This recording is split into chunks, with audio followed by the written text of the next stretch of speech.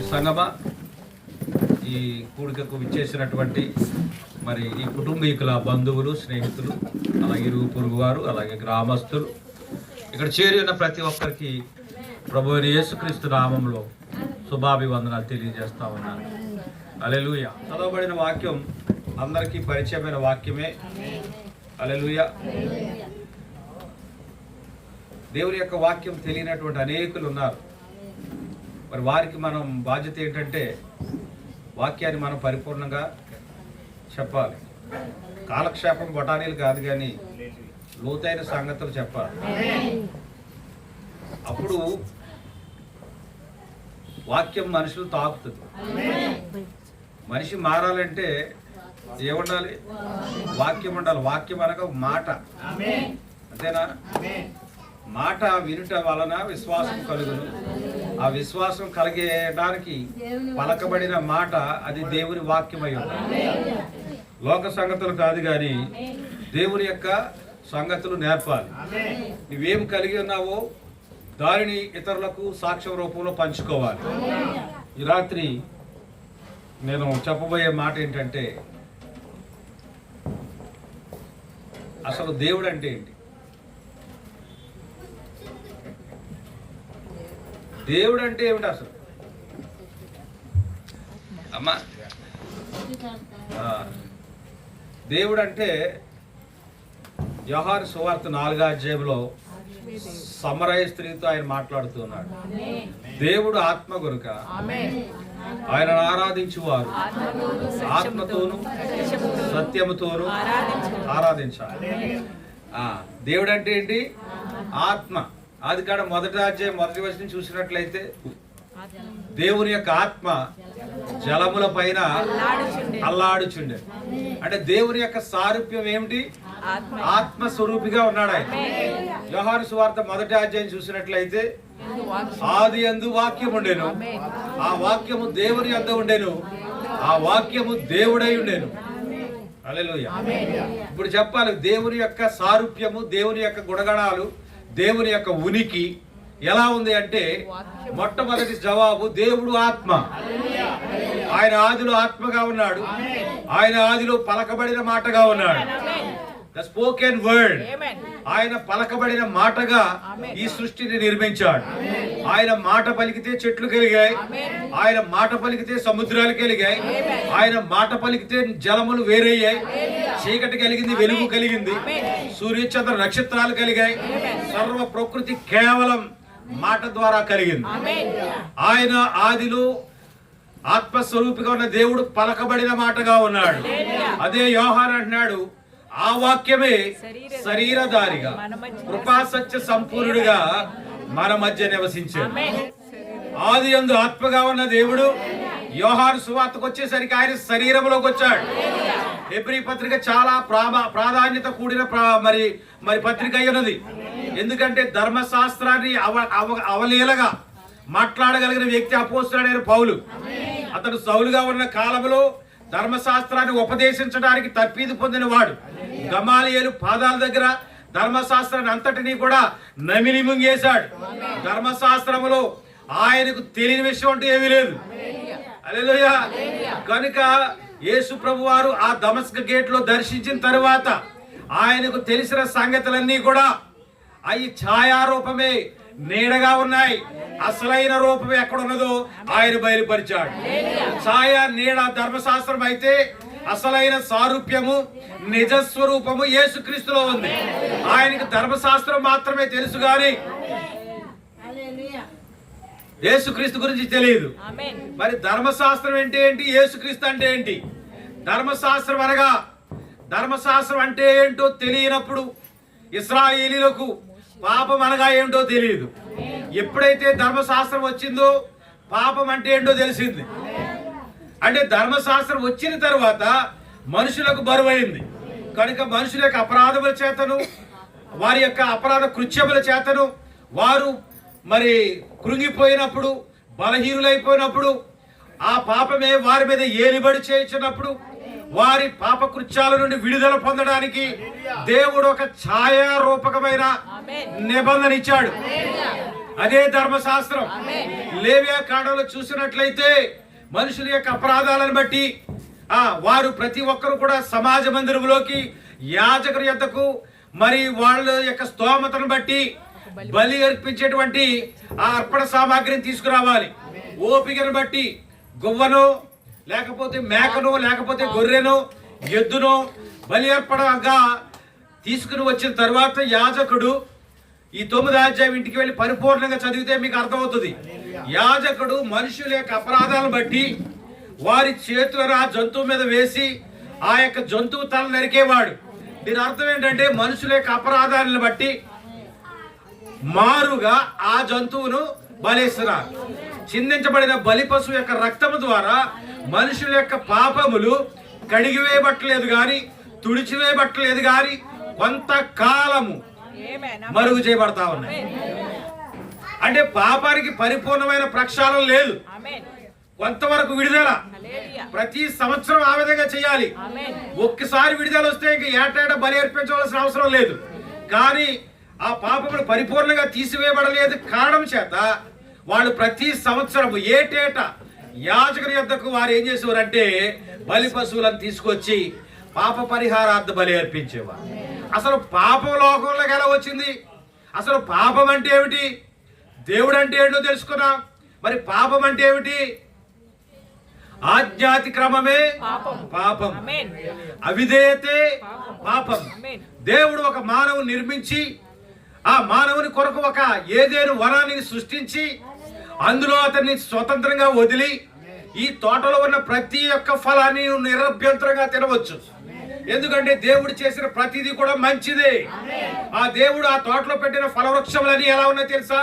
చూపునకు అందమైనయు రమ్యముగా ఉన్నాయి. అందముగా రమ్యముగా తీయముగా మధురముగా దేవుడు ఎందుకు చేశాడంటే తాను ప్రేమించిన మానవుని కొరకు. అంతేనా? ఒక్కొక్క ఫలానికి ఒక రుచి ఉంటది. బత్తాయి పండు యొక్క రుచి అరటి పండుగ ఉండదు, అరటి పండు యొక్క రుచి యాపిల్ పండుగ ఉండదు. కనుక ఒక్కొక్క పండు ఒక్కొక్క రుచి ఉంటది. కనుక ప్రతిసారి ఎప్పుడు బనానా జ్యూసే తాగుతావా నువ్వు? తాగవే. ఒక్కొక్కసారి ఒక్కొక్క జ్యూస్ తాగుతుంటాం. కనుక టేస్ట్లు పొందుతూ ఉంటాం. కనుక ఇవన్నీ కూడా మానవుని కొరకు దేవుడు సృష్టించాడు. ఆ సృష్టించిన వృక్షములలో మాదిరిగానే అదే వనములో దేవుడు 2 వృక్షాలను నిర్మించాడు. అవి కూడా భూమిలో నుండే పుట్టాయి, మిగతా వృక్షాలాగే పుట్టాయి. అవి కూడా అందంగానే ఉన్నాయి, అవి కూడా మాధుర్యంగానే ఉన్నాయి, అవి కూడా రుచికరంగానే ఉన్నాయి, అవి కూడా సుందరంగానే ఉన్నాయి. అనేక చెట్ల మధ్యలో 2 చెట్లు ఉన్నాయి, అవి ప్రత్యేకమైనవి. కానీ దేవుడు ఏం చెప్పాడంటే ఈ తోటలో ఉన్న ప్రతి వృక్ష ఫలమును నీవు నిరభ్యంతరముగా తిను. వృక్ష ఫలములు అన్ని తినవచ్చు, కానీ ఒకే ఒక్క వృక్షానికి అనగా జీవవృక్ష ఫలము కూడా నీవు తినొచ్చు. మంచి చెడ్డల తెలివినిచ్చు వృక్షం యొక్క ఫలములు నీవు తినకూడదు. ఆది కాండము అది ఎలా రాయబడిందంటే పేలాలు తింటా చదివితే అర్థం కాదు. అది ఒక కన్ను మూసి ఒక కన్ను తెరిచి చదివితే అర్థం కాదు. అది ఇందాక సహోదరుడు వినిపించిన మొట్టమొదటి వాక్యం ఉంది, నువ్వు నాకు మొర్ర పెట్టుము నీకు గ్రహింపలేని సంగతులను తెలియజేస్తానన్నా. ఆ రిఫరెన్స్ దేనికోసం అంటే నీకు తెలియని సంగతులు తెలుసుకోవడం కోసం నువ్వు మొరపెట్టాలి. వృక్షాలు ఉన్నాయి, అన్నిటికంటే అవి వ్యత్యాసమైనవి, అవి ప్రత్యేకమైనవి. దేవుడు ఏం చెప్పాడంటే ఈ తోటలో ఉన్న అన్ని ఫల వృక్షములను నీవు నిరభ్యంతరంగా తినవచ్చు, ఎలాంటి అభ్యంతరం లేదు. కానీ తోట మధ్యలో ఉన్న ఆ మంచి చెడ్డల తెలివినిచ్చే వృక్ష ఫలము జోలికి నీవు వెళ్ళవద్దు. ఆ ఫలములను నీవు తినదేమన నిశ్చయముగా నువ్వేమవుతావు? చచ్చెదవు. ఆ ఫలం తింటే ఏమవుతావు? చచ్చిపోతావు. కనుక దేవుడు చెప్పిన ఆజ్ఞను మానవుడు ఏం చేయాలి? పాటించాలి, నెరవేర్చాలి. ఇప్పుడు ఆజ్ఞను మానవుడు ఏం చేశాడు? అతిక్రమించాడు. ఇప్పుడు ఆజ్ఞాతిక్రమమే పాపము, పాపము వలన వచ్చు జీతము మరణము. కనుక దేవుని యొక్క ఆజ్ఞను వ్యతిరేకించి అవిధేయత చూపించడం ద్వారా ఆదాము యొక్క అవిధేయత లోకం మీదకి ఏమొచ్చిందో తెలుసా? పాపం వచ్చింది. ఆ పాపం యొక్క ఫలితమే మరణం. దేవుని యొక్క సృష్టిలో దేవుని యొక్క ఆలోచనలో, దేవుని యొక్క ప్రణాళికలో ఆయన సృష్టించిన మానవునికి మరణం లేదు. కానీ మరణాన్ని మనిషి ముందుంచాడు. ఆయన మరణమా జీవమా కోరుకోమన్నాడు. ఆదాము ఏం కోరుకున్నాడంటే మరణాన్ని కోరుకున్నాడు. అది మంచి చెడ్డలు తెలివినిచ్చే వృక్షం అంటే ఒక చెట్టు అనుకున్నారేమో కానీ వృక్షము అనగా అది మనిషికి సాదృశ్యమైన. అందుకే చెప్పారు కదా, అలంకార ప్రాయంలో రాయబడి ఉంది. ఏది? ఆది కాండం అలంకార ప్రాయంగా రాయబడి ఉంది. కనుక అందరికీ అర్థం కాదు, అది చాలా లోతైన సంగతులు ఉంటాయి. అలాగే ఈ వృక్షం కూడా అలంకార ప్రాయంగా ఉంది. కనుక గ్రహించలేని సంగతుల కొరకు నువ్వు మొరపెడితే దేవుడు నీకు గ్రహింపు శక్తిని ఇస్తాడు. కనుక అన్ని మిగతా చెట్ల మాదిరే ఇక్కడ ఈ వృక్షం కూడా పెరిగింది. అవునా? లోకంలో చాలా మంది కూడా ఉన్నారు. మంచివారు చెడ్డవారు ఎలా నువ్వు తెలుసుకోగలుగుతావు? మనుషుల క్రియలను బట్టి. అంతేనా? మంచివారా చెడ్డవారా ఎలా తెలియజేయబడుతుంది? వాళ్ళు చేసే పనులను బట్టి, వారు జీవిస్తున్న జీవిత విధానాన్ని బట్టి మంచివారో చెడ్డవారో మనకు తెలియజేయబడుతుంది. కానీ మంచివారు వేరుగా చెడ్డవారు వేరుగా ఉండరు. ఇదిగో కాలనీ ఇచ్చారు, మంచోళ్ళందరికీ ఒక చోట, చెడ్డోళ్ళందరికీ ఒక చోట ఇచ్చారా? లేదే, అందరికీ కల్పించారు. కానీ ఇందులో మంచివారు ఎవరు, చెడ్డవారు ఎవరు, నీతిమంతులు ఎవరు, భక్తిహీనులు ఎవరు? అలా తెలుస్తుంది. ఎలా తెలుస్తుంది? క్రియలను బట్టి. ఆ క్రియలే ఫలము. ఇప్పుడు అర్థమైంది అలంకార ప్రాయం అంటే ఏంటో. ఫలం అంటే అక్కడ ఏం పండు లేదు, కానీ ఫలము అనగా క్రియ.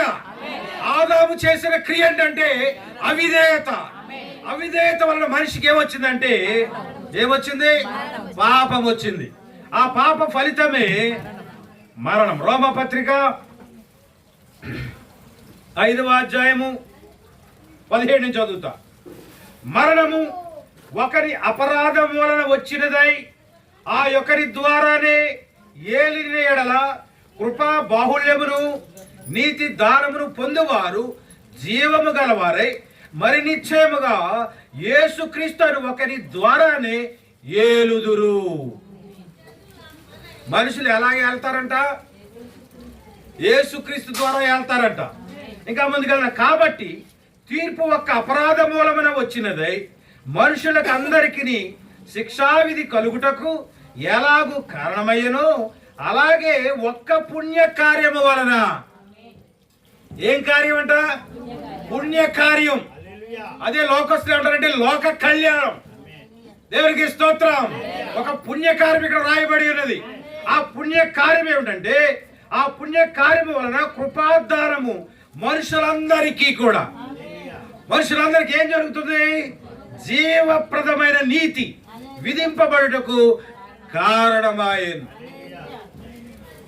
ఇందాక చెప్పుకున్న మరణం వచ్చింది. ఇప్పుడు ఈ మరణంలో నుండి మనిషి దాటిపోవాలి అంటే, జీవంలోకి రావాలి అంటే యేసుక్రీస్తు ద్వారా. దేన్ని వెళ్తాడు మనిషి? మరణాన్ని వెళ్తాడు, మరణాన్ని పరిపాలిస్తాడు. అందుకే అపోస్తలుడు పౌలు అంటున్నాడు, ఓ మరణమా నీ ముల్లెక్కడా? ఓ మరణమా నీ విజయం ఎక్కడ? మరణానికి ముళ్ళుందంట. ఆ మరణం మీద విజయం ఉందంట. ఎక్కడ, ఎప్పుడు, ఎలా? మనిషి అవిధేయుడైనప్పుడు దేవునికి మనిషికి ఒక అగాధం ఏర్పడింది, అసమాధానం ఏర్పడింది. అగాధం అంటే ఏంటి? మాట వినకపోతే 4 రోజులు 5 రోజులు మాట్లాడడం కదా. చెప్పకుండా బజార్కి వెళ్ళింది అనుకో, పొరపాటుని ఫోన్ చేశాడు, ఎక్కడున్నావంటే ఇంటికాడే ఉన్నాను అన్నాడు. ఎవరు? భార్య. తీరా ఇంటికాడే ఉంది కదా అని వచ్చి ఇంటికాడ లేదు. ఫోన్లో అబద్ధం చెప్పడం వల్ల ఇప్పుడు ఆయన గారికి ఏమొచ్చింది? అట్నుంచి అట్టే వెళ్ళిపోయాడు. 2 రోజులు చూసింది, 3 రోజులు చూసింది, 4 రోజులు చూసింది, రావట్లేదు. ఏమయ్యా రావట్లేదు అంటే, నువ్వు నాతో అబద్ధం చెప్పావు కాబట్టి నీకు నాకు ఇంకా సెట్ అవ్వు. ఇప్పుడు మనుషుల మధ్య ఏమొచ్చింది? అగాధం వచ్చింది, అసమాధానం వచ్చింది. మనిషి దేవుని మాట వినని తరువాత వచ్చిన అగాధమే అసమాధానం.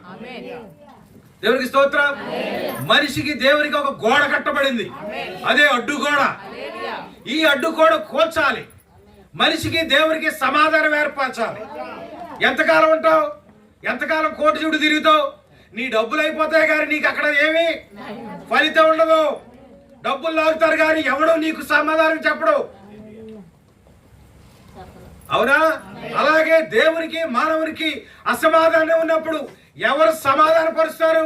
అందుకే మత్తయి సువార్తలో ఉంది, సమాధాన పరచు వారు ధన్యులు, వారు దేవుని కుమారులు అనబడు. అందరూ దేవుని కుమారులు కాదు, ఎవరైతే సమాధాన పరుస్తారో. ఇప్పుడు దేవునికి మనిషికి సమాధానం ఏర్పాటు చేయడానికి దేవుడే, ఆత్మరూపంలో ఉన్న దేవుడే యేసు అనే శరీరంలోకి వచ్చాడు. సమాధానం ఏర్పరచాలంటే ఊరికే వచ్చేద్దా సమాధానం? ఒక మనిషికి సరిహద్దు గొడవ ఉంది, ఆ పక్క వాళ్ళకి వెళ్ళక పట్టలేదు. ఇప్పుడు ఏం చేయాలి? దాన్ని సమాధానం పరచాలంటే ఒక అడుగు అటో ఇటో వేయాలి, అంతేనా? అడుగు ఇటు వేయాలంటే అవతోడికి ఏం చేయాలి? కొంత ఇవ్వాలి. సర్దుకు చెప్తే సర్దుకునే వాళ్ళు ఎక్కడ ఉన్నారమ్మా? ఇప్పుడు అడుగు భూమి కోసం కోట్ల చుట్టూ ఎకరాలు అమ్మేసిన వాళ్ళు ఉన్నారు. అవునా? కనుక పరిహారం చెల్లించాలి. ఇప్పుడు మానవునికి దేవునికి వచ్చిన విరోధం నుండి మరి సమాధానం ఏర్పరచడానికి యేసు ప్రభువుగా దేవుడే వచ్చాడు. హల్లెలూయా. మరి ఈయన ఎవరు? ఎక్కడి నుంచి వచ్చాడు? యేసు ప్రభు ఎక్కడి నుంచి వచ్చాడు? దేవుడే ఆయన. ఆయన ఇంకొకటి కాదు కానీ దేవుడే వచ్చాడు. ఇప్పుడే చెప్పుకున్నాం కదా, పరిహారం చెల్లించాలి. పరిహారం చెల్లించాలా వద్దా? చెల్లించాలా? నష్టపరిహారం చెల్లించాలి. ఆ నష్టపరిహారం ఏంటో తెలుసా? ఇక్కడ పాపం, ఇక్కడ వచ్చిన సమస్య ఏంటంటే పాపం వల్ల ఎడబాటు వచ్చింది, పాపం వల్ల అగాధం ఏర్పడింది, పాపం వల్ల అసమాధానం వచ్చింది. ఇప్పుడు దేవునికి మనిషికి సమాధానం ఏర్పరచాలంటే పరిష్కారం ఏంటి? ప్రక్షాళన ఏమిటి? ప్రాయశ్చిత్తం ఏమిటి అంటే సర్వపాప పరిహారం, రక్త ప్రోక్షణ అవసరం. మనిషి పాపం యొక్క విడుదల, మనిషి తిరిగి దేవునితో సమాధాన పడడానికి సొల్యూషన్ ఏమిటంటే రక్త ప్రోక్షణ అవసరం. అది ఛాయగా నీడగా ఆ ఇశ్రాయేలు చేసేవారు. ప్రతి ఏటా 5 రకాల అర్పణలు అర్పించేవారు. నైవేద్యము, సమాధాన బలి, పాప పరిహారార్థ బలి, అపరాధ పరిహారార్థ బలి, సమాధాన బలి, ఆ విధంగా 5 రకాల బలులు అర్పించేవారు. ఇప్పుడు మనం చదువుకున్న రోమా పత్రిక 9వ అధ్యాయంలో, హెబ్రీ పత్రికలో పౌలు దాని వివరంగా చెప్తా ఉన్నాడు. మొదటి గుడారములో ఈ బలులు అర్పించేవారు. హల్లెలూయా. కానీ ఆ అర్పించబడిన బలుల యొక్క రక్తము ద్వారా మానవులకు పరిపూర్ణమైన విడుదల లేదు. ఎందుకంటే చదువుదా ఆ వాక్యం, నేను నోటి మాటతో చెప్పను కానీ హెబ్రీ పత్రిక 9వ అధ్యాయం మేకల యొక్కయు 12వ వచనం, మేకల యొక్కయు కోడెల యొక్కయు రక్తముతో కాక తన స్వరక్తముతో ఒక్కసారి పరిశుద్ధ స్థలములో ప్రవేశించెను. ఇప్పుడు యేసు ప్రభువు ఏమట్టుకొచ్చారు? యాజకుడు అయితే మేకల రక్తం పట్టుకెళ్లేవాడు. అవునా? మనుషులందరి పాపం యొక్క విడుదల కొరకు ఆ ఒక బలి అర్పణను తీసుకొని ఆ రక్తము పళ్ళెంలోకి తీసుకొని అతి పరిశుద్ధ స్థలంలోకి ప్రతి ఏటా ప్రవేశించేవాడు. కానీ ఇదిగో యేసుక్రీస్తు అనే ఒక యాజకుడు వచ్చాడు. ఈయన నిరంతరము యాజకుడిగా ఉన్నాడు. మెల్కీషెదకు క్రమం చొప్పున వచ్చిన యాజకుడు. ఆయన ఏమర్పించాడంటే ఆయన శరీరమును అర్పించాడు. ఇప్పుడు ఎందుకు దేవుడు శరీరుడిగా రావాల్సి వచ్చింది చెప్తారా? మన మొదటి ప్రశ్న అది. దేవుడు అంటే ఏమిటి? దేవుడు ఆత్మ కనుక, కనుక ఆత్మలో రక్తం ఉండదు, ఆత్మలో శరీరం ఉండదు, ఆత్మలో మాంసం ఉండదు, ఆత్మలో ఎముకలు ఉండవు. కానీ పాపములకు పరిహారం ఏంటో తెలుసా?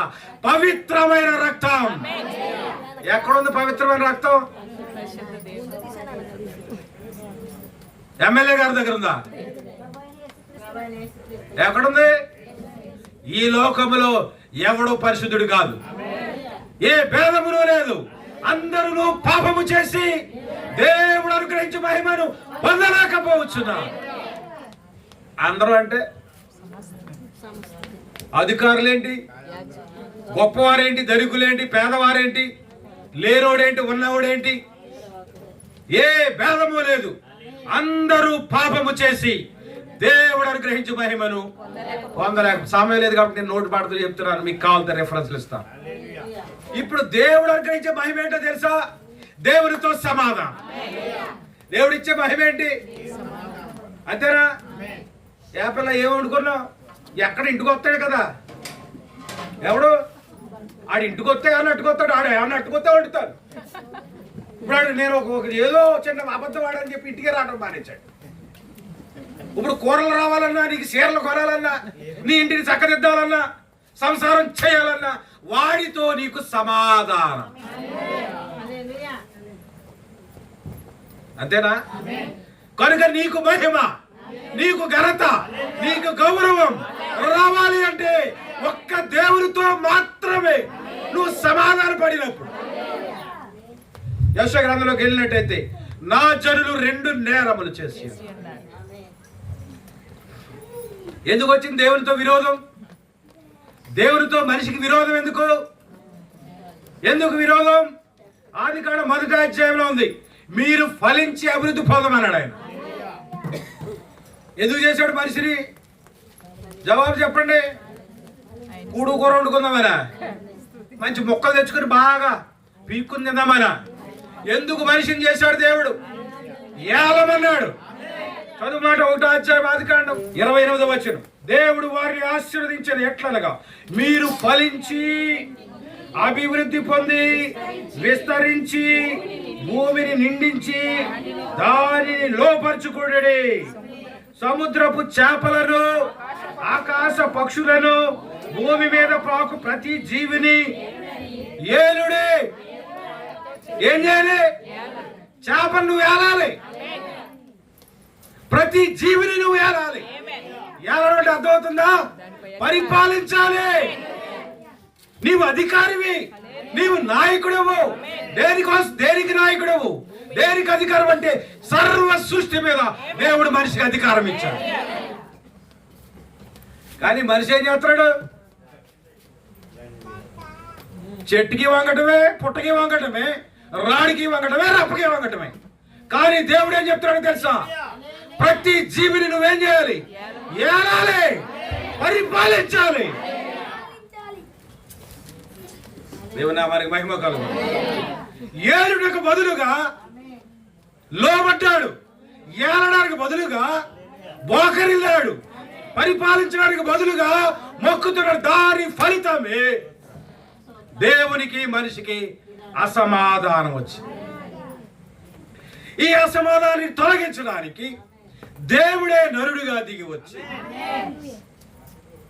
రక్తమును చిందించి, ఇదిగో మేకల యొక్కయు, ఎడ్ల యొక్కయు, కోడల యొక్కయు మనిషి యొక్క రక్తమును ప్రక్షాళన చేయదు. కానీ మరి ఏ రక్తం పరిపాలన చేస్తుంది? ఏ రక్తం విడుదల చేస్తుంది? ఏ రక్తం పరిశుద్ధపరుస్తుంది అంటే పరిశుద్ధమైన దేవుని రక్తం. తద్రక్తం పరమాత్మైన పుణ్యదాన బలియ. ఎవడైనా పరిశుద్ధమైన దేవుడు ఉంటే వాడి రక్తము మాత్రమే మనిషి యొక్క పాపము నుండి సంపూర్ణంగా విడుదల చేయగలదు. అందుకే దేవుడు మనిషిగా దిగి రావచ్చు. ఆయన మనిషి కుమారుడిగా ఈ లోకంలో జీవించిన కాలంలో ఆయన ఏమన్నాడో తెలుసా? నాలో పాపం ఉన్నదని మీలో ఎవరైనా నేరస్థాపన చేయగలరా? ఆయన పాపం లేని దేవుడిగా ఎవరైనా చెప్పగలరా నేను పాపం లేదని? నాలో పాపం లేదని ఎవరైనా చెప్పగలరా? ఈ భూమి మీద ఏ ఒక్కరికి ఆ దమ్ము ధైర్యం లేదు. కానీ ఒక్క యేసు ప్రభు మాత్రం పాపం లేని పరిశుద్ధుడు. అందుకే ఆయన రక్తం చిందించుకున్నాడు, సిద్ధపడ్డాడు. లోకానికి ఈ సంగతులు తెలియక పీక్కోలేడా? ఏం పీక్కోలేడు? మేకులు పీక్కోలేడా? సిలువ నుంచి దిగలేడా? పరికమాలు కవర్ చెప్పక ఒక రోజు నువ్వు నీ మోకాల్లో రోజు ఒకటి ఉంది. ఆయన దిగగలడు, తన్ను తానైనా రక్షించగల సమర్థుడు. కానీ ఎందుకు దిగలేదో తెలుసా? నీ పాపముల నుండి విడిపించడానికి, నీ అపరాధముల నుండి పరిహారం చెల్లించడానికి ఆయన తన రక్తమును చిందించాడు. హల్లెలూయా. దిగడం గొప్ప కాదు, కానీ సమాధిలో లేవడం గొప్ప అంటాను. అంతేనా? అదైనా ఎవడని చేశాడా? చరిత్రలో సమాధిలోని లేచిన ఒకే ఒక వ్యక్తి ప్రభు అయిన యేసుక్రీస్తు వారు. కనుక ఓ మరణమా నీ విజయం ఎక్కడా? ఓ మరణమా నీ ముల్లెక్కడా? అది అసలు ఈ ఆదామును పాపంలో పడేసినాడు ఎవడో? సాతాను. ఎలా వచ్చాడు ఏదేలోకి? ఒక సర్పం రూపంలో వచ్చాడు. ఎలా వచ్చాడు? సర్పం రూపంలో వచ్చి మీరు పండు తింటే సావరు కానీ దేవుడి కంటే గొప్పవాళ్ళు అయిపోతారు అన్నాడు. ఒకటే మాట. పడిపోయాడు అంతే. దేవుడి కంటే గొప్పవాళ్ళు అయిపోతారు. ఆ ఉద్దేశమే దేవుడికి ఉంటే అసలు నిన్ను నిర్మిస్తాడా? నిన్ను అసలు సృష్టించాడా? ఆయన సృష్టించాడు కదా. అంటే చిన్న లాజిక్ మిస్ అయ్యాడు. ఎవరు? ఆదాం. కనుక ఎప్పుడైతే అవిధేయత చూపించాడో ఇప్పుడు లోకానికి లేదా ఈ యొక్క ప్రకృతికి ఆదాము బానిస అయిపోయాడు. అవునా? అంతకుముందు పిలిస్తే వచ్చేవాడు ఎవరో సింహం. అంతకుముందు తప్పుకోమంటే తప్పుకునే చెట్లు, నదులు, వృక్షాలన్నీ కూడా, కొండలేంటి ఏవైనా సరే, అది మొదటి ఏదేను. కానీ ఎప్పుడైతే ఆదాము అపరాధంలో పడ్డాడో సృష్టి మనిషికి వ్యతిరేకంగా మారిపోయింది. అంతకుముందు సృష్టిలో ముళ్ళు లేవు, అంతకుముందు సృష్టిలో రోగం లేదు, అంతకుముందు సృష్టిలో వైరస్ లేదు, హల్లెలూయా. అంతకుముందు సృష్టిలో మరణమే లేదు, పాపం లేదు కాబట్టి మరణం లేదు. ఇప్పుడు పాపం వచ్చింది కాబట్టి ఏమొచ్చింది? మరణం. ఇప్పుడు మరణం కోరల నుండి మనిషిని విడిపించడానికి దేవుడే దిగి రావాల్సి వచ్చింది. హల్లెలూయా.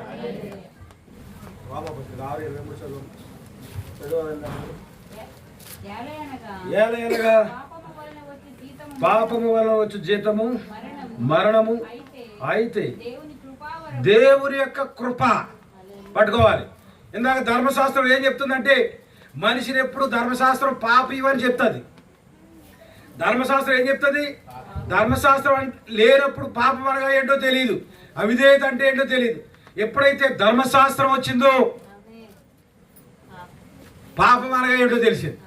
కనుక ఇప్పుడు ధర్మశాస్త్రం వచ్చిన తర్వాత నీవు పాపం నుండి తప్పింపబడలేవు. అర్థమవుతుందా?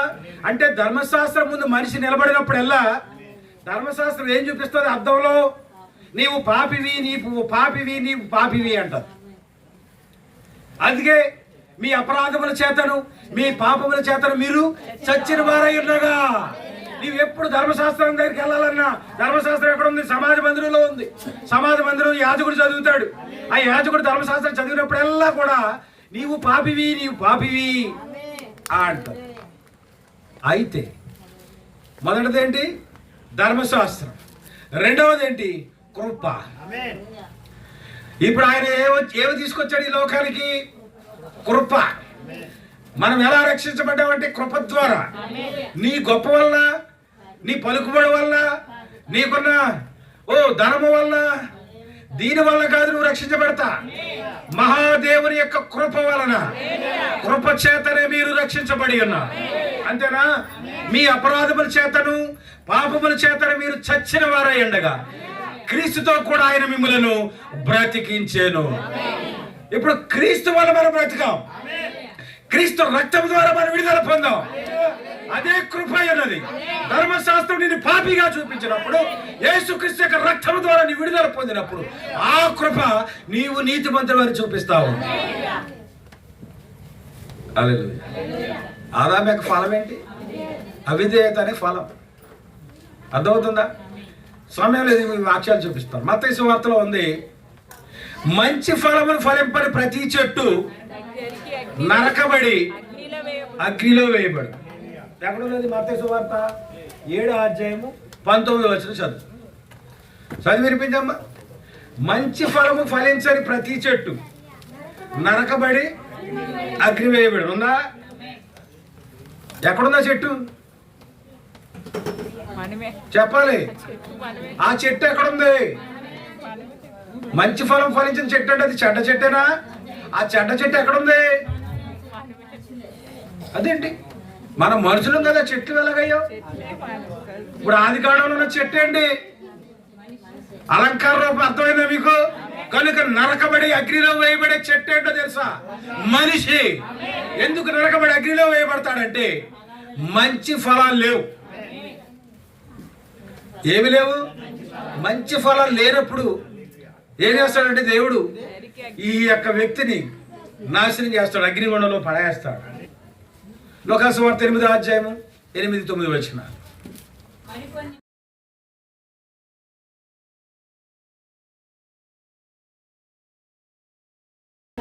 చాలు. రోమపత్రిక 8వ అధ్యాయం, రోమపత్రిక 5వ అధ్యాయం 8వ వచనం. ప్రేమను వెల్లడపరచుచున్నాడు. అయితే దేవుడు మన ఎడల తన ప్రేమను వెల్లడపరచుచున్నాడు. ఎట్లనగా మనం ఇంకను పాపులమై ఉండగా. ఇంకా పాపులమేనా? ఇంకా పాపులమై ఉండగానే క్రీస్తు మన కొరకు చనిపోయాను. 6వ అధ్యాయం 23వ వచనం కూడా చదివి. ఏలయనగా పాపము వలన వచ్చు జీతము మరణము, అయితే దేవుని కృపావరము మన ప్రభువైన యేసుక్రీస్తునందు నిత్య జీవం. నిత్య జీవం ఎక్కడుంది ఇప్పుడు? నిత్య జీవం అంటే తెలుసా అసలు? నిత్యము జీవించటం. ఎక్కడ జీవిద్దాం? ఈ భూమి మీద. ఈ భూమి మీద మనం నిత్యము జీవించం. ఇది అశాశ్వతమైన జీవితం. ఇది గుడారం అంటుంది వాక్యం. ఈ గుడారం ఒక రోజున పడిపోతుంది, ఇది మట్టిలో కలిసిపోద్ది. మన్నైనది వెనుకటి వలనే మన్నైపోవును గాని ఆత్మ దాని దయచేసిన దేవుని యొద్దకు మరలిపోవును. దేవుడు ఆత్మ కనుక దేవుని కుమారులు కూడా ఎలా ఉండాలి? అంతేనా? రాజుగారి కొరకు రాజారా? మరి దేవుడు ఆత్మ అయినప్పుడు దేవుని కుమారులు ఏంటి? ఆత్మే. దేవునికి స్తోత్రం. కనుక దేవుని ఆత్మ దేవునిలో కలవాలి. ఈ భూమి మీద ఈ గుడారం పడిపోయిన తర్వాత మనిషి దేహంలో ఒక ఆత్మ ఉన్నది. ఈ ఆత్మ చనిపోయిన తర్వాత దేవుని ఎద్దకు తిరిగి మరలి పోవాలి అంటే ఈ దేహంలో ఉన్నంత కాలంలోనే, చనిపోయిన తర్వాత ఇంకేమీ లేదు ఆప్షన్ మనకి.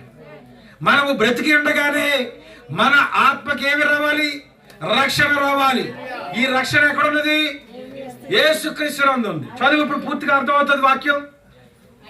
అయితే దేవుని యొక్క మహా గొప్ప కృప వలన మన ప్రభు అయిన యేసుక్రీస్తునందు నిత్య జీవం.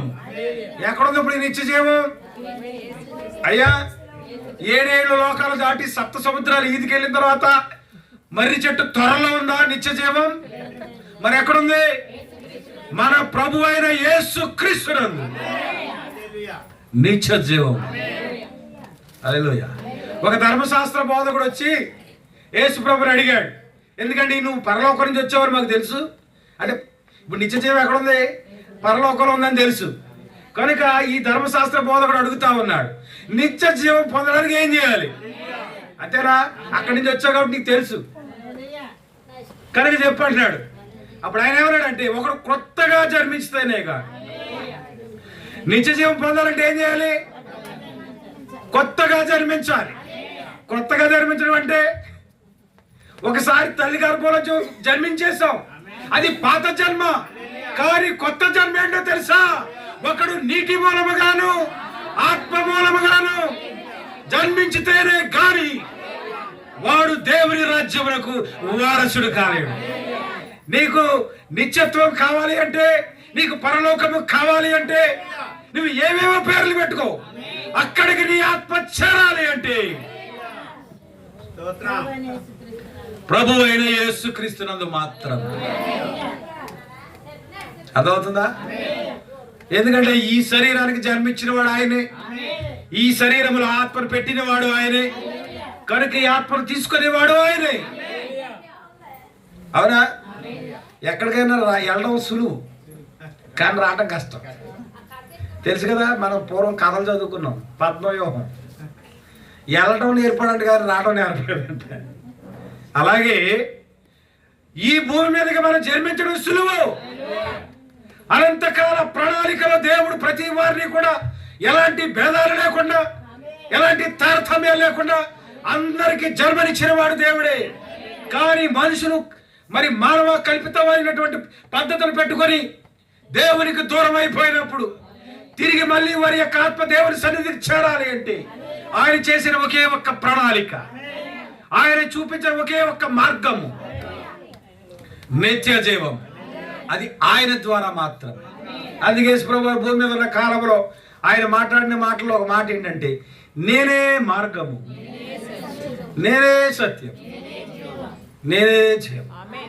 ఈ ఎక్కడ పడితే అక్కడ రాసేసి ఉండడం వల్ల వాటి విలువ, ఆ లోపల ఉన్నటువంటి అంతరాత్రం ఎవరికి తెలియట్లేదు. అవునా? లోతుకి వెళ్తే తెలుస్తుంది. ఏంటంట? నేనే మార్గము, ఆయన తప్ప వేరే మార్గం లేదు. నువ్వు ఎన్ని దారుల్లో వెళ్ళినా నీకు గమ్యం లేదు. నీవు పరలోకం చేరాలి అంటే, నిత్య జీవనకు వారసుడు కావాలి అంటే, నీటి మూలముగా నువ్వు, ఆత్మ మూలముగా నువ్వు జన్మించే తీరాలి. దేవునామానికి మహిమ కలుగును. కనుక లోకానికి ఇది వెర్రితనం. సిలువను గూర్చిన వార్త నశించుచున్న వారికి వెర్రితనమేమో గాని, రక్షించబడుచున్న మనకు అది దేవుని శక్తి అయినది. రక్షించబడుచున్న మనకు ఏంటంటది? దేవుని శక్తి. శక్తి అంటే తెలుస్తుందా? ఇదిగో ఇక్కడ ఒక విద్యుత్ శక్తి ఉంది. ఇక్కడ దాన్ని పట్టుకొని చూస్తే అంత దూరం వెళ్ళాడతాం. ఆ చేపల చెరువు పట్టునెట్టారు జనరేటర్లు, వెళ్ళి పట్టుకొని చూడండి ఒకసారి. చెరువులోకి విసిరేద్ది. ఏముంది దాంట్లో? ఒక శక్తి. ఎందుకు ఇలా గొంతులేస్తాం, ఎందుకు ఇలా అరుస్తాం, ఎందుకు ఇలా కేకలేస్తాం, ఎందుకు ఇలా ఆరాధిస్తాం అంటే, మనలో ఏముందో తెలుసా? జనరేటర్ల కంటే, కరెంటు కంటే కూడా గొప్ప విద్యుత్ శక్తి మనలో ఉన్నది. దేవుని మన మహిమ కలుగునుగా. అది లోకానికి వెర్రితనము. సిలువను గూర్చిన వార్త నశించే వారికి వెర్రితనమేమో గాని, రక్షించబడుచున్న మనకు అది దేవుని శక్తి అయింది. ఆ శక్తి నిన్ను స్వస్థపరచువానిగా చేస్తుంది. ఆ శక్తి నిన్ను ప్రభావవంతునిగా చేస్తుంది. ఆ శక్తి నిన్ను లోకము నుండి వేరు చేస్తుంది. ఆ శక్తి నీవు దైవ స్వరూపిగా మారుస్తుంది. లోకం ఎవరు కూడా చేతకారుడు అనుకుంటాడు, ఆడింగోడు అంటాడు. ఎన్నున్నా వీడికి రోషం లేదు, మేసో లేదు అంటారు. రోషం లేక మేసో లేక కాదు, రక్షణ పొందక ముందు వీడిని మించిన రౌడీ లేడు. అవునా? మరి చెప్పక తప్పదు. మరి మా బాబాయ్లు ఉన్నారు ఇక్కడ, 2 బాడాకారులు వేసుకున్నా ఒత్తిడి మీద కూకునేవారు అప్పుడప్పుడు. మళ్ళీ ఎవడని వస్తే ఒట్టి ఇక్కడికి. అవునా? ఇప్పుడు ఏళ్ళు భయపడతారు అక్కడికి రావడానికి. కారణం ఏంటి? ఒక మార్పు, ఒక జన్మ. దేవునికి స్తోత్రం. సిలువను గూర్చిన వార్త నశించే వారికి వెర్రితనము గాని, రక్షించబడుచున్న మనకు అది దేవుని శక్తి అయ్యను. దేవుని శక్తిని పొందుకున్నా కాబట్టి ఆ శక్తి మనల్ని ఏం చేస్తుంది? రాణిని కొట్టదు కానీ లోబడుతుంది, ప్రేమిస్తుంది. ఎందుకంటే దేవుని గుణ లక్షణమే ప్రేమ. హల్లెలూయా. కనుక చివరిగా మనం చదువుకుందాం. ఫలింపు గురించి మాట్లాడుతున్నాం. దేవుడు మనిషిని ఎందుకు చేశాడంటే, ఎందుకు చేశాడు? బిల్డింగ్లు కట్టుకుని, ఏసీలు పెట్టుకుని, ఖరీదైన కార్లు కొనుక్కుని ఎంజాయ్ చేయమనా? ఎందుకు? ఏలు పరిపాలించు, నీవు రాజువే, చీకటిలో నుండి తన ఆశ్చర్యకరమైన వెలుగులోకి పిలిచిన వారి గుణాతిశయములను ప్రచురము చేయ నిమిత్తం. అది మనకున్న బాధ్యత ఏంటో తెలుసా? దేవుడు మానవుడికి ఇచ్చిన బాధ్యత ఏంటో తెలుసా? దేవుని యొక్క గుణగణాలను ఈ లోకానికి చాటి చెప్పాలి. ఆ శక్తి నీలో ఉంటే, ఆ ప్రభావం నీలో ఉంటే, నువ్వు లోకానికి శక్తివంతమైన సాధనముగా కనబడతావు. అర్థమవుతుందా? హల్లెలూయా.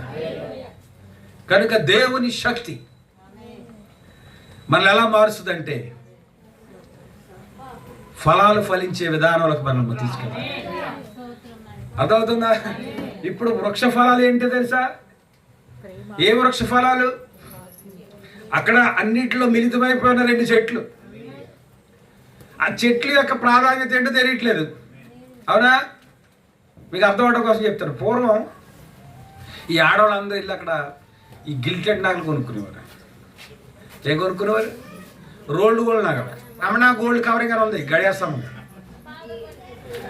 మీరు బంగారం గొలుసు మెడలో వేసుకుని అక్కడికి వెళ్తే మీకే అనుమానం వస్తుంది, నేను వేసుకున్నది డూప్లికేటా, ఇక్కడ ఉన్నది డూప్లికేటా? అర్థం అవ్వలేదు చాలా మందికి. అవునా? బంగారాన్ని మించిపోయి మెరుస్తుంది. నేను చెప్పొచ్చింది ఏమిటంటే, అసలైన దానికి మెరుగు తక్కువ ఉంటుంది, ఏమీ లేదు ఎగిరెగిరి పడుతుంది. ఇలా చెప్పొచ్చా? అన్నీ ఉన్నవాడు అరిగిపడిగా ఉంటాడు, ఆ సిఎంఆర్లో మెల్లగా ఉంటుంది, అటు తీస్తేనే కానీ బయటికి రాదు. అది ఒరిజినల్ బంగారం. కానీ డూప్లికేట్ బంగారం చూసాడు, నువ్వు రోడ్డే పోయినా నేను ఆకర్షింటుంది. అది దగ్గ మెరిసిపోతూ ఉంటుంది. అవునా కాదా? అంటే మెరుగు దేనికి ఎక్కువ? డూప్లికేట్ ఎక్కువ. ఇప్పుడు అవ్వమ్మగారిని ఏది ఆకర్షించింది? అసలైన జీవవృక్షం వైపు దాన్ని చూడలేదు, జీవవృక్ష ఫలములకు చూడలేదు. కానీ ఏది ఆకర్షించింది అంటే ఒక డూప్లికేట్ ఉంది అక్కడ. అదే మంచి చెడ్డల తెలివినిచ్చే వృక్షం. ఆ వృక్షం చేత ఆకర్షించబడి చక్కగా వ్రాయబడింది వాక్యం, చూపునకు రమ్యమైనది. ఇంకా ఏముంది చదవండి, ఇంకెందుకు ఆలస్యం. మొదటి అధ్యాయము, ఆహారమునకు మంచిదియు, కన్నులకు అందమైనదియు, వివేకమునిచ్చు రమ్యమైనదియు అయి ఉండుట చూచినప్పుడు ఆమె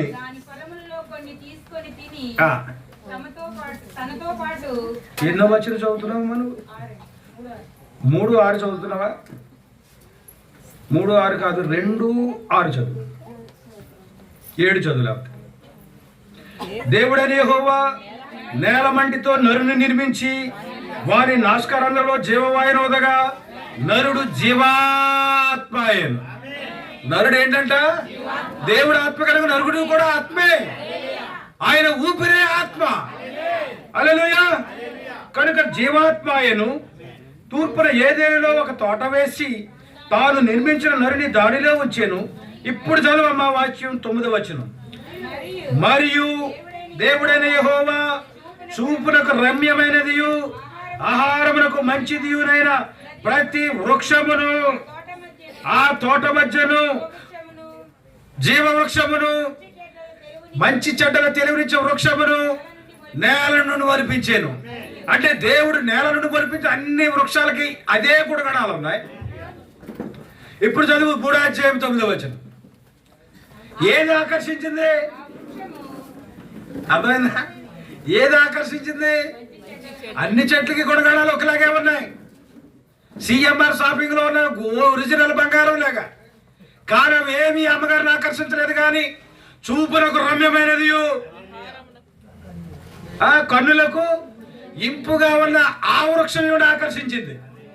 అక్కడే పడిపోయింది. హల్లెలూయా. ఆ చెట్టు మనిషిని చూపిస్తా ఉంది, అంతేనా? దేశం అంటే మట్టి కాదు, దేశం అంటే మనుషులు అన్నట్టుగా చెట్లు అంటే చెట్లు కాదు, మనుషులు. అంతేనా? ఇంకా అర్థం కావట్లేదు. కీర్తన గ్రంథం 1వ అధ్యాయం చదువమ్మా, 4వ వచనం.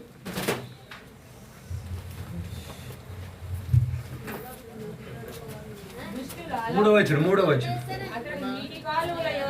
అతడు నీటి కాలువల యోరను నాటబడినదై ఆకు వాడక తన కాలమందు ఫలమిచ్చు చెట్టు వలే నుండు. ఎంత కాలానికి? కరెక్ట్ పాయింట్ కానీ చదివాము. అతడు నీటి కాలువల యోరను, నువ్వే చదవాలి, నాటబడినదై ఆకు వాడక తన కాలమందు ఫలమిచ్చు చెట్టు వలే ఉంటాడు. చూసారా దేవుడు దేనితో పోలుస్తున్నాడు మనిషిని? చెట్టుతో.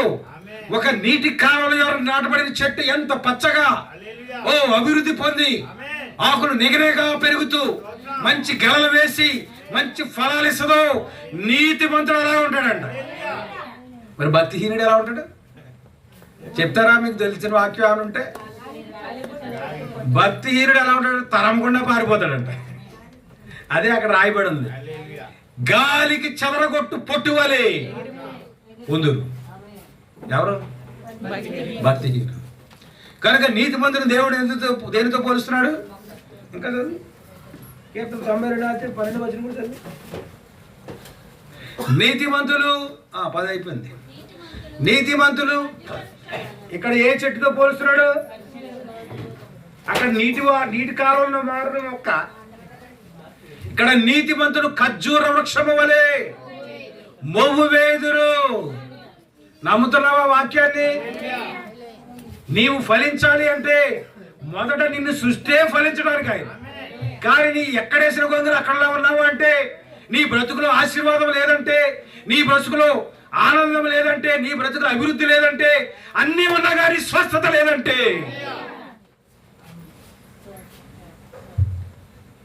నీవు భక్తిహీనుడు అయినా అయి ఉండాలి, లేదా దేవునికి నీకు ఒక అగాధమైన ఉండాలి. ఇదిగో నీతిమంతులు ఖర్జూర వృక్షము వలె మొవ్వు వేయుదురు. ఇంకా ఏం చేస్తారంట? లెబానోను మీది దేవదారు వృక్షము వలె వారు ఎదుగుదురు. దేవదారు వృక్షాలు ఎప్పుడైనా చూసారా? పక్షిరాజు అక్కడే పెడతాది గూడు. హల్లెలూయా. దేవుడు నీతిమంతులు లెబానోను మీద వృక్షాలను, లెబానోను పర్వతం మీద దేవదారు వృక్షాలను, ఖర్జూర వృక్షాలను, ఒలీవ చెట్లను, అది కూడా చదివేద్దాం చూడండి. 52వ కీర్తన 8వ వచనం. నేనైతే దేవుని మందిరములో పచ్చని ఒలీవ చెట్టు వలె ఉన్నా. ఆహా ఊహో అనుకోవడానికి కాదు వాక్యం, లోపల ఎట్టుకోండి హృదయం. నీ బ్రతుకు ఎలా ఉండాలని దేవుడు కోరుతాడో తెలుసా? ఎక్కడ వేసిన గొంగలు అక్కడ కాదు. నీవు కొత్తగా జన్మించినప్పుడు, నీ బ్రతుకు మారినప్పుడు, నువ్వు రక్షణ పొందినప్పుడు, నిత్య జీవపు అనుభవంలోకి నీవు వచ్చినప్పుడు, హల్లెలూయా, నీవు అభివృద్ధి చెందాలి, నీవు ఫలించాలి. అంతేనా? ఒకవేళ ఫలించలేదనుకో ఏమవుతుంది? మత్తయి సువార్త, నరకబడి అగ్నిలో వేయబడుతుంది. కనుక నరకబడి అగ్నిలో వేయబడి చెట్టు ఏంటనమాట? దేవుని మాటకు లోబడని మనిషి. అంతేనా? దేవునికి స్తోత్రం. కనుక గలతీ పత్రిక 5వ అధ్యాయము 22వ వచనం చదువు ముగించుకుందాం.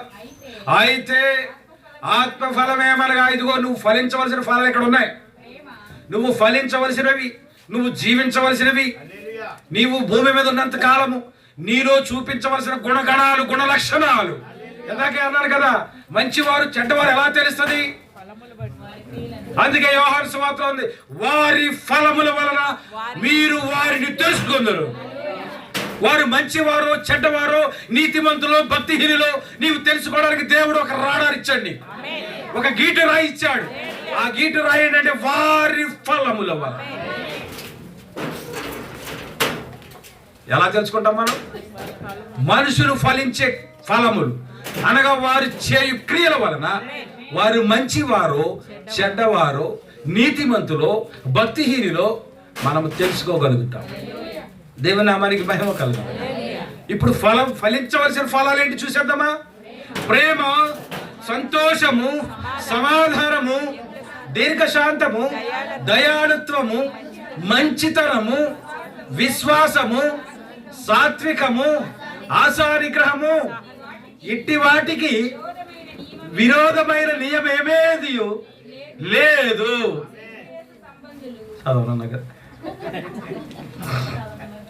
ఇట్టికి విరోధమైనది ఏది కూడా లేదు. హల్లెలూయా. ఏదో చదువుకుంటే వెళ్ళిపోయాం కదా, ఇంటికి వెళ్ళి తీయండి గ్రంథాలు, రేపు ఉదయాన్నే చదవండి. గలతీ పత్రిక 5వ అధ్యాయము 22వ వచనం. అయితే ఆత్మఫలమేమనగా ప్రేమ. చెప్పడానికి చాలా బాగుంటుంది అది.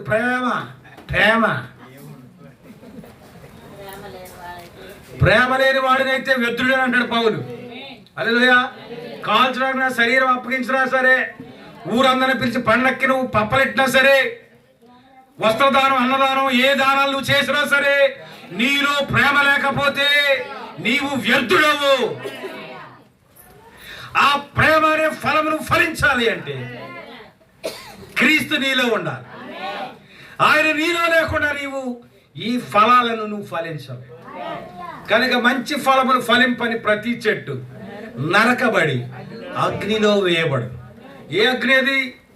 ఇదిగో అగ్నిగుండం సిద్ధపరచబడి ఉంది ఈ లోకానికి. ఆ అగ్నిగుండంలో ఎవరుంటారో తెలుసా? భక్తిహీనులు ఉంటారు. మరి నీతిమంతులు ఎక్కడ ఉంటారు? దేవుని రాజ్యములో యుగ యుగములు ఆయనతో పాటు ఆయన సింహాసనం మీద కూర్చుని ఉంటారు. అక్కడ ఆనందమే, అక్కడ రోగము లేదు, అక్కడ అస్వస్థత లేదు, అక్కడ వైరస్ లేదు. అంటే ఇక్కడున్న ఏదైనా ఎక్కడికి వెళ్ళిపోయింది? ఇప్పుడు పరలోకంలోకి వెళ్ళిపోయింది.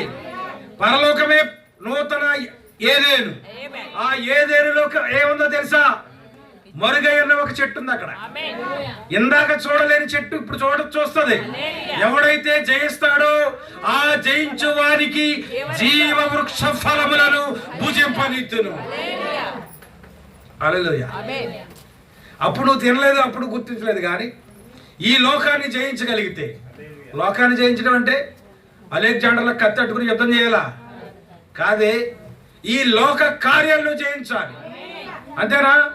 నీకు లోకానికి ఎలాంటి సంబంధం ఉండకూడదు. మీరు ఈ లోకమునైనను లోకములో ఉన్న వాటినైనను ప్రేమించిన యెడల తండ్రి ప్రేమ మీలో ఉండదు.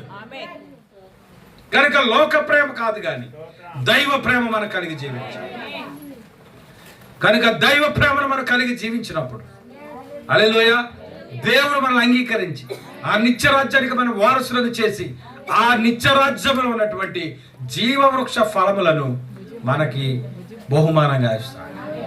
హల్లెలూయా. కనుక వర్షం మరి మొదలైంది, మళ్ళీ మీరు మీ ఇళ్ళకి వెళ్ళాలి. దేవుని చిత్తమైతే మరొకసారి ఈ వాక్యాన్ని కొనసాగిద్దాం. ఈ కొద్ది వాక్యాన్ని దేవుడు దీవించును కాక. ఆమేన్. యేసే ఆశ్రయం, శ్రీ యేసే ఆధార్.